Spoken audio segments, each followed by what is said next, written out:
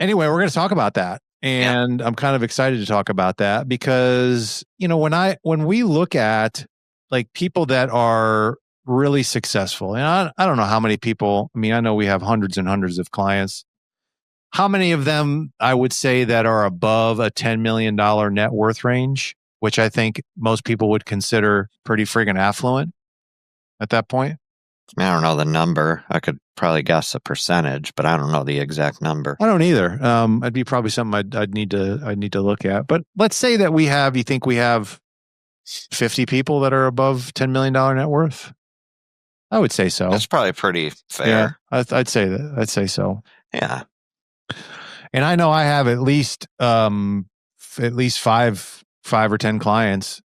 And, I've asked, hey, were you at all concerned about investment fees preventing you from achieving where you're at right now in life? Okay. And not one of them attributed their success to the absence of investment fees. Exactly. Yep. Okay. Yeah. And I think you need to differentiate too. Like doctors, whether you're an owner or an associate, you have some control over your income, right? You can make $100,000 a year, you can make $800,000. Mm-hmm. Okay. If I work as a straight W-2 employee for Coca-Cola, say, in their accounts payable department, and I'm just paid salary, in a case like that, I could see the argument of investment fees being very important or more important. I don't know if very is the right word, but they're definitely more important to that person than the doctor who's in control of their income. And it's not just because of the difference in affluence. It's, the difference in all the area. When you control your income, right, there's going to be more tax concerns. Yep. There's going to be more estate concerns. There's going to be more money going into investments just in general. There's just more. Which leads to a really important distinction. If the more that you make, what ends up happening, where do people actually lose money as it's not the investment fees that they're putting away. It's the consumption lifestyle that they adopt. Okay. Yep. And they don't account for a rise of, hey, I'm making more money. Maybe I should increase the amount that I'm putting away. And, that's only going to happen if you actually have a plan.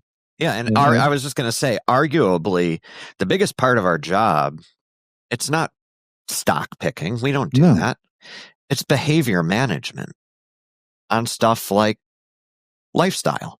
Mm-hmm. Like you just said, buying that lake house, leasing that new car, whatever it is. It is behavior management, and it is the setting up of financial systems that leads to the success, by and large.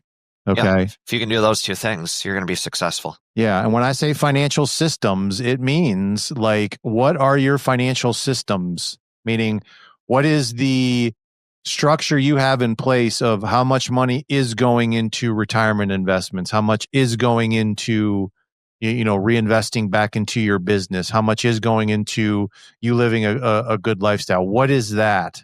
Do you have a plan for that or no? Yep. Do you just kind of do it willy-nilly? Yep. Okay.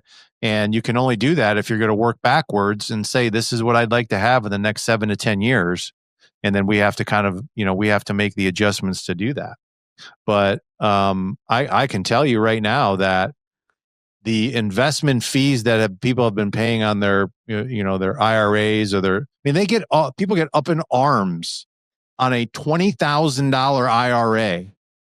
Okay. I know. I'm laughing because I agree.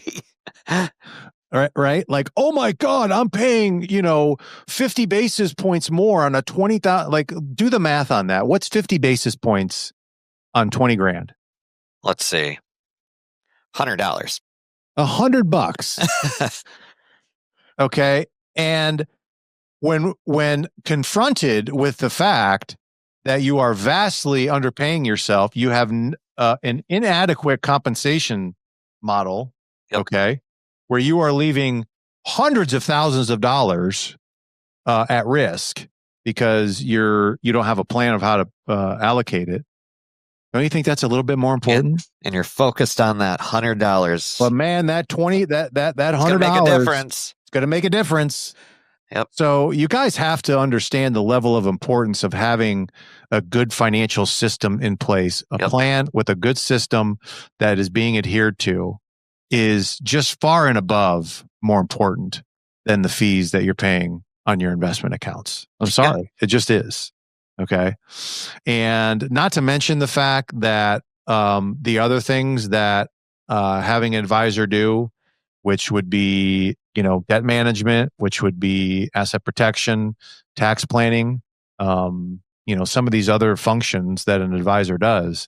Yeah. I mean, if I save a client $2,000 on taxes, it's no different than their account, going up $2,000. It's a gain on their net worth of $2,000, no matter how you spin it. Yeah. What is the game here? Are we trying to increase our net worth overall? Yeah.